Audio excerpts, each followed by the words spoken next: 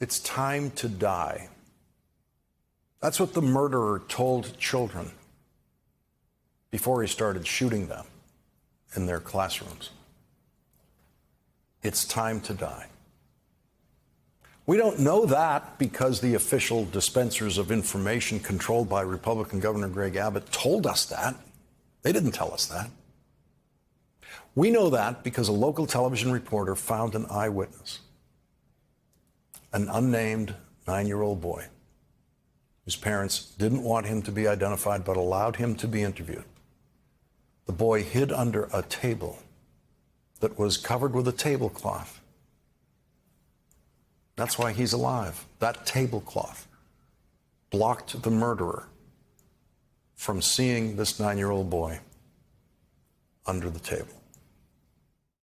We have a door in the middle, and he opened it, and then he came in and he crouched a little bit, and he said, "It's time to die." When he shot, it was very loud, and it hurt my ear. When I saw the bullets on the floor, it was real. It's time to die. It was real. The boy was hiding under that table with a friend. He saw his teacher get shot and killed. He saw another classmate get shot and killed by the gunman as the police approached the classroom. I was telling my friend to not talk because he's going to hear us. The cop said, "Help if you need help." And then one of the persons in my class said, "Help." The guy overheard, and he came in and shot her. And then the cops barged into that classroom, and the guy shot the cops, and the cops just started shooting. If that sounds like bad police work to you, that the police, in effect, caused a little girl to be killed because they encouraged the children to say help, that is not the only possibly bad police work that happened that day. The police department in Uvalde is located 1.2 miles away from the school, and it took 14 minutes from the 911 call for police to arrive at that school. They could have arrived within 3 minutes, but they didn't. Republican Governor Greg Abbott went to Uvalde, Texas yesterday to have literally the biggest press conference we have ever seen in the aftermath of a school shooting. State police officials were there, local police officials were there, federal law enforcement representatives were there, Lieutenant Governor was there, both of the state's Republican senators were there. They were all there to support the story Governor Abbott wanted to tell, a story he wanted to be true, but now we know is not really close to true. Officers with the Consolidated Independent School District, they approached the gunman and engaged with the gunman at that time. The gunman then entered a back door and went down 2 short hallways and then into a classroom on the left-hand side. The gunman entered into that classroom, and the classroom was connected internally to another classroom. Border Patrol, Consolidated ISD officers, police, sheriffs, and DPS officers converged on that classroom, and a Border Patrol officer killed the gunman. He left out that the elapsed time for what he just described there was an hour. He left out that police officers on the scene at the school refused to go after the gunman for an hour. Greg Abbott and the Republican elected officials at that news conference, including the local mayor, needed a simple, clean story of good guys with guns stopping the bad guy with a gun. And they need that because that story is the Republican policy for dealing with school shootings. The Republican policy is, first of all, make sure that America's mass murderers are the best equipped mass murderers in the world. And then second, when one of those well-equipped mass murderers with an AR-15 shows up at a public school, the good guy with a badge, standing presumably at the front door of the school like a bank guard, will pull out a handgun and immediately shoot and kill the mass murderer who has arrived at the school. That mass murderer is going to arrive with some amount of body armor now. We know that. Everything is wrong with that Republican plan. Everything. Republicans have extended their plan to include the idea that the two teachers who were shot and killed in their classroom at that school both should have had guns. And instead of using their bodies to try to protect children from bullets, they should have been up and on their feet and aiming their guns, their handguns, at the mass murderer with the AR-15. The Republican plan is that teacher Eva Morales and teacher Irma Garcia should have been doing what the police who showed up at the school could not do or were afraid to do. The police story about what happened at the school fell apart today. It fell apart because it was a false construction designed to support the Republican idea that the blame for mass murders in our schools should be on school security guards who don't stop the shooters, or should be on public school teachers who don't bring guns into their classrooms. The school district in Uvalde, Texas, has its own police force. They have trained for events like this. But as usual, for people involved in dealing with first-time events in their lives under pressure, the training fell apart in the face of reality. That is not a problem unique to police work. The first time human beings try to do something difficult, they usually don't do it very well. None of those police officers who spent an hour at the school knew what to do for a variety of reasons, including that they had never had to do this before in their lives. And so remember that when Senator Rafael Cruz, who stood silently behind Governor Abbott yesterday, tells you that teachers need to bring guns to their classrooms. Teachers who have never fired a bullet at a human being in their lives, teachers who have never had to handle a handgun under pressure, teachers who could never be as well trained in the use of firearms as law enforcement officials. Those are the people who Senator Cruz wants to go into battle, wants to send them into battle with mass murderers who Ted Cruz will make sure will always be armed with assault weapons.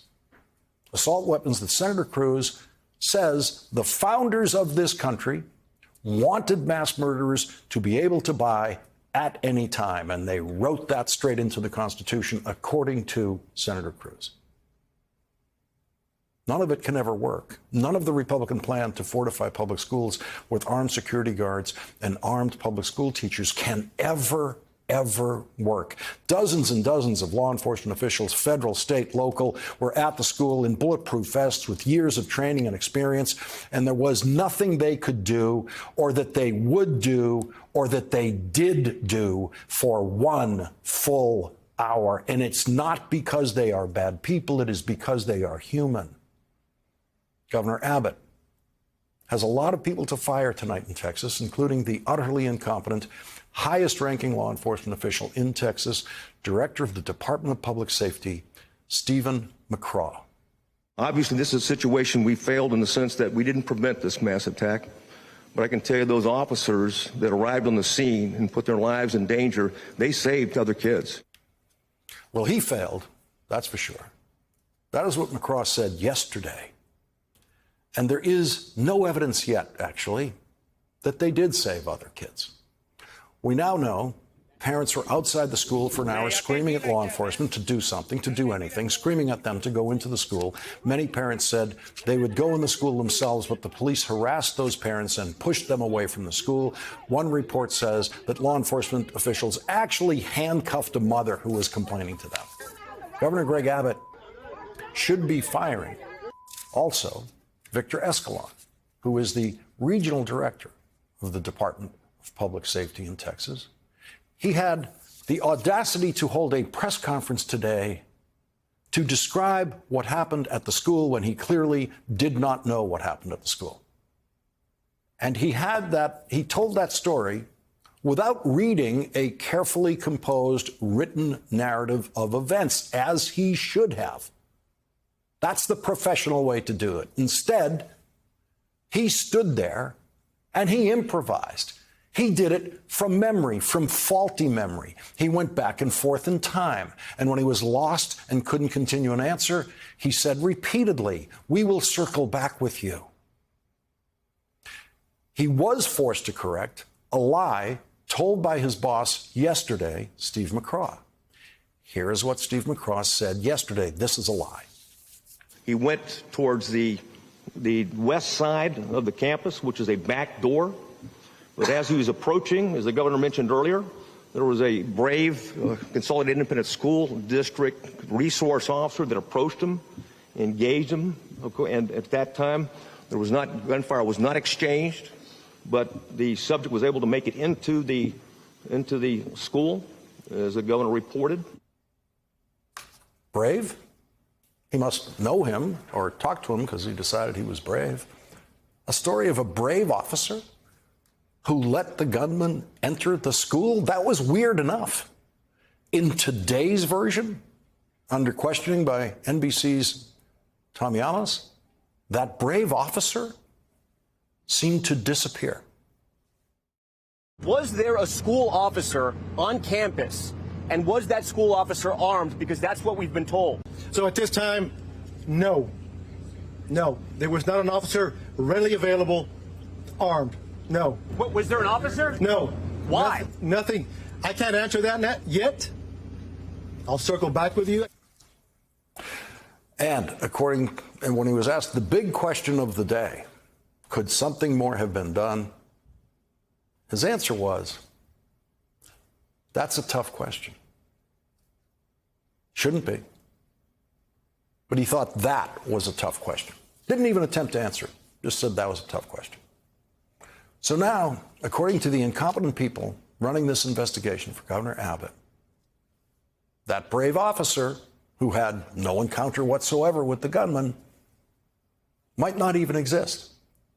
Yesterday, the gunman was shot and killed by a Border Patrol officer, according to the story. Today, the police spokesman employed by Governor Abbott was so lost that he actually said the gunman was shot and killed twice.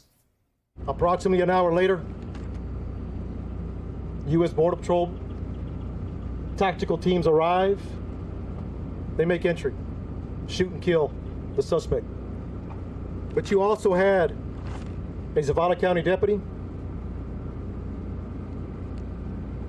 and Uvalde Police Department that made entry and killed the suspect. U.S. Border Patrol shoot and kill the suspect. Next sentence. Uvalde Police Department killed the suspect.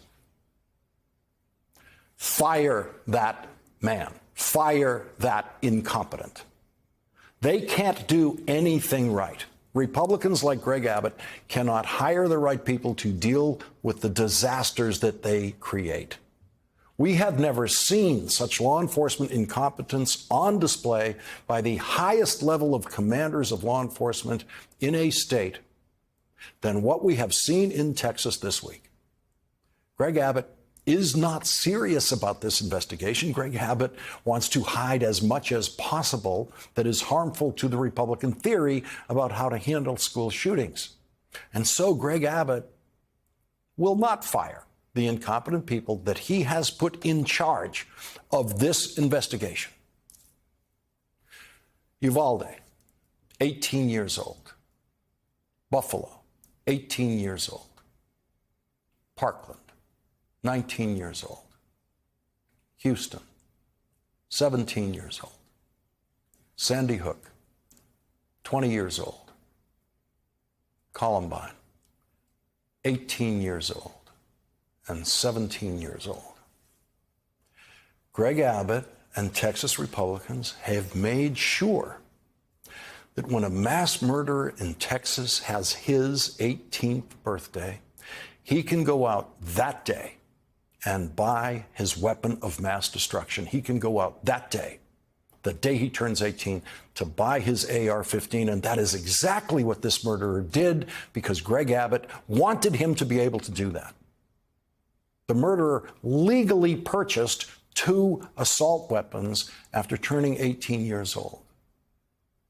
All of the children in that school, all of them, would be alive today if Greg Abbott and Senator Cruz and Republicans in the Texas legislature did not make sure that 18-year-olds can legally buy assault weapons in Texas. Greg Abbott and the Texas Republicans made sure that when a mass murderer turns 18, it's time to die.